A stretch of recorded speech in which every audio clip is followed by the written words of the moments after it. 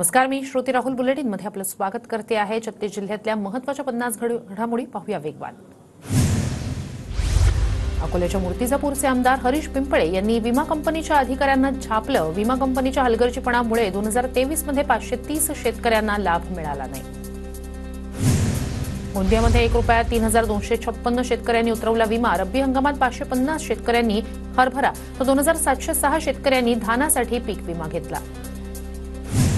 बुलढाण्यात मागच्या 10 दिवसांपासून शासकीय हमीभाव खरेदी केंद्र बारदाना अभावी बंद। शासनानं तात्काळ बारदाना उपलब्ध करून खरेदी सुरू करण्याची शेतकऱ्यांची मागणी। यवतमाळच्या खुल्या बाजारात कापसाच्या दरात मोठी घसरण। यवतमाळ आणि वणीत सीसीआयकडून 6 लाख क्विंटल कापसाची खरेदी। बाजारात व्यापाऱ्यांकडून शेतकऱ्यांची लूट। परभणीतील खासगी जिनिंगमध्ये कापूस विक्रीसाठी वाहनांच्या लांबच लांब रांगा। खासगी व्यापाऱ्यांकडून कापसाला 7000 ते 7200 रुपयांचा दर। हिंगोलीत पणन महासंघाअंतर्गत 15 शासकीय हमीभाव केंद्रांवर बारदाना अभावी सोयाबीन खरेदी ठप्प। मोठ्या प्रमाणात सोयाबीन विक्रीसाठी दाखल, मात्र 15 दिवसांपासून खरेदी नाही।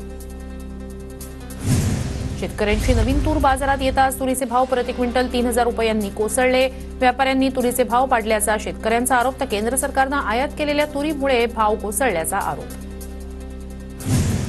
अमरावतीच्या भाजीपाला मार्केटमध्ये हिरव्या भाजीपाल्याचे ठोक दर कोसळले।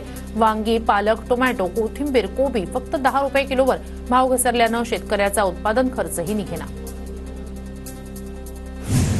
सांगलीच्या भाजीपाला मार्केटमध्ये भाज्यांचे दर कोसळले। कांदापात, गाजर, हरभरा, डहाळे, बोराचे दर वाढण्याची शक्यता। धुळे जिल्ह्यात आता रब्बी हंगामाच्या पेरणीनंतर उन्हाळी कांद्याची पेरणी सुरू। नगदी पीक म्हणून शेतकऱ्यांकडून मोठ्या प्रमाणात कांद्याची लागवड। सांगलीच्या शिराळा तालुक्यात रब्बीच्या पेरण्या पूर्ण। शाळू, मका, गहू, हरभरा पिकांकडे शेतकऱ्यांचा कल वाढला। शाळूची पिकं बहरली तर अंतर्गत मशागतीची कामं सुरू। अहिल्यानगरमध्ये खराब हवामान आणि काजळी रोगाच्या प्रादुर्भावामुळे 2000 हेक्टरवरील संत्रा उत्पादनाला फटका। दरवर्षीच्या तुलनेत यंदा 20 ते 30% उत्पादनाची शक्यता, संत्रा उत्पादक हवालदिल। जालन्यात वातावरण बदलाचा मोसंबीला फटका। धुक्यामुळे झाडांवरील फळांना बुरशीचा प्रादुर्भाव। मोसंबी उत्पादक शेतकरी अडचणीत। मावळ तालुक्यात सध्या भाजीपाला लागवडीची लगबग। शेतकरी सुनील किरवे यांच्याकडून गावरान टोमॅटोची लागवड। टोमॅटोला बाजारात मिळतोय चांगला भाव। 40 गावात आवक वाढल्यानं भाजीपाल्याचे दर घसरले। सामान्यांना दिलासा, मात्र यामुळे शेतकऱ्यांचा खर्चही निघेना। शेतकऱ्यांवर आर्थिक संकट। मालेगावसह नाशिक जिल्ह्याच्या ग्रामीण भागात पुन्हा ढगाळ वातावरण। कांदा, गहू, हरभरा यासह इतर पिकं धोक्यात येण्याची भीती। शेतकरी चिंतेत। नांदेड जिल्ह्यात हरभरा पिकावर मर रोगाचा प्रादुर्भाव। शेतकरी हवालदिल, उत्पन्नात घट होण्याची शक्यता। हिंगोली जिल्ह्यात वातावरण बदलामुळे हळद पिकावर करपा रोगाचा प्रादुर्भाव। हळद उत्पादक शेतकरी चिंतेत। हळदीच्या उत्पादनात मोठी घट होण्याची शक्यता। इंदापूर तालुक्यातील विड्याच्या पानांची शेती संकटात। विड्याच्या पानावर वेगवेगळ्या किडींचा प्रादुर्भाव, त्यातच कीटकनाशकं आणि मजुरीचे दर वाढल्यानं पानमळे बंद करण्याचं शेतकऱ्यांचं धोरण। खानदेशात केळी दरात घसरण सुरूच। दिवसेंदिवस हवामानात होत असलेल्या बदलाचा केळी उत्पादकांना फटका। सध्या कमाल दर 1500 ते 1600 रुपये प्रति क्विंटल। केळी उत्पादक चिंतेत। पुण्यातील भोरच्या उतरवलीमधील कुंभारवाड्यात सुगडी बनवण्याची लगबग। कुंभार समाज मातीची सुगड बनवण्यात दंग। बाजारात लहान सुगडला 10 रुपये तर मोठ्या सुगडला 30 रुपयांचा दर। नाशिकच्या लासलगाव, निफाड, चांदवड आणि येवला भागात मेंढ्यांची चाऱ्यासाठी भटकंती। शासनानं मेंढ्यांसाठी चारा आणि पाण्याची व्यवस्था करण्याची मागणी। एनआयटीमधील भ्रष्टाचाराविरोधात नागपुरात काँग्रेसचा मोर्चा। काँग्रेस नेते बंटी शेळके यांच्या नेतृत्वाखाली काँग्रेसचा मोर्चा।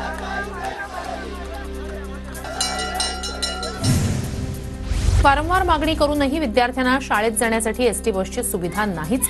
भडी ममदापूर मार्गे लातूर बस सुरू करण्याची मागणीसाठी विद्यार्थ्यांचा रास्ता रोको। कोल्हापूरच्या गडहिंग्लजमध्ये महावितरण कार्यालयावर वीज कृती समितीचा महामोर्चा। ई प्रीपेड मीटर बसवण्याचं काम बंद होत नाही तोपर्यंत मोर्चे काढत राहणार, कृती समितीचा इशारा। चंद्रपूरच्या बल्लारपुरातील 18 गावांचा पाणी प्रश्न बिकट। ग्रीड पाणी पुरवठा योजना कार्यान्वित करण्याची मागणी। जळगावच्या 40 गाव आगारातील एसटी बसेसची संख्या वाढवण्याची मागणी। बसेसची संख्या कमी असल्यानं प्रवाशांचे हाल। परभणी एसटी विभाग बसेस नादुरुस्त होत असल्यानं जेरीस। वर्षाकाठी 8 कोटी रुपये खर्चूनही बस बंद पडण्याची मालिका सुरूच। प्रवाशांचे यामुळे अतोनात हाल।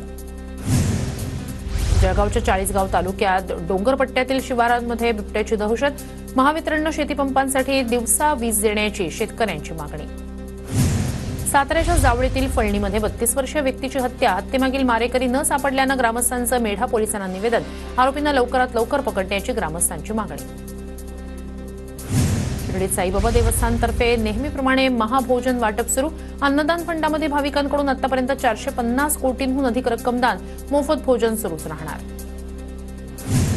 रत्नागिरीच्या दापोलीत आर्मीतून सेवानिवृत्त जवानाचं गावकऱ्यांकडून जंगी स्वागत. पालगड गावचे जवान सचिन दगडू मोरे यांनी भारतीय सैन्यात 24 वर्ष बजावली सेवा.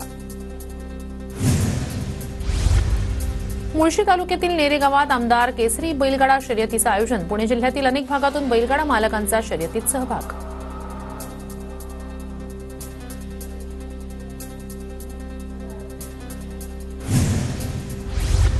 जळगावात 68व्या राष्ट्रीय शालेय सॉफ्टबॉल स्पर्धेचं मंत्री गुलाबराव पाटील यांच्या हस्ते उद्घाटन. स्पर्धेत 21 राज्यातील 700 खेळाडूंचा सहभाग. स्पर्धेच्या आयोजनाबद्दल गुलाबराव पाटील यांच्याकडून कौतुक. भोंदूबाबाकडून 5 जणांची 36 लाखांची फसवणूक. साताऱ्याच्या म्हसवड पोलीस ठाण्यात भोंदूबाबासह दोघांवर गुन्हा दाखल. कल्याण परिमंडळ 3 मध्ये नशेखोरांवर आणि नियमभंग करणाऱ्यांवर पोलिसांची धडक कारवाई. नशा करणाऱ्या 81 व्यक्तींवर कारवाई. पोलिसांकडून कायदा सुव्यवस्था राखण्याचा प्रयत्न. गडचिरोलीच्या दोडकेमध्ये पतीचा पत्नीसह मुलांवर कुऱ्हाडीनं हल्ला. हल्ल्यात पत्नी गंभीर जखमी. पत्नीवर उपचार सुरू तर आरोपी सध्या पोलिसांच्या ताब्यात. वर्ध्यामध्ये प्रतिबंधित सुगंधित तंबाखू वाहून नेणाऱ्या कंटेनरवर स्थानिक गुन्हे शाखेची कारवाई. 70 लाखांचा प्रतिबंधित सुगंधी तंबाखू गुटख्यासह 1 कोटींचा मुद्देमाल जप्त. सिंधी रेल्वे पोलीस ठाण्याच्या हद्दीतल्या शिवारात कारवाई. गोंदियातल्या देवरीमध्ये हरवलेले मोबाईल पोलिसांनी शोधले. पोलीस रायझिंग डे निमित्तानं पोलीस अधीक्षकांच्या हस्ते 13 मालकांना त्यांचे हरवलेले मोबाईल केले परत. नागपुरात दुचाकी चोरी करणाऱ्या एका आरोपीला मानकापूर पोलिसांनी बेड्या ठोकल्या. रमेश चांद्रपुरी असं आरोपीचं नाव. पोलिसांनी 6 दुचाकी जप्त केल्या. नाशिकमध्ये लोखंड आणि भंगार चोरणाऱ्या टोळीच्या पोलिसांनी आवळल्या मुसक्या. एका पिकअप वाहनासह 4 जणांना पोलिसांनी घेतलं ताब्यात. चोरट्यांकडून 2,59,000चा मुद्देमाल ताब्यात. चंद्रपूर शहरात नागरिकांनी एका चोरट्याला पकडून पोलिसांच्या ताब्यात दिलं. वारंवार चोरीच्या घटना घडत असल्यानं नागरिकांकडून पोलिसांच्या कामावर नाराजी व्यक्त.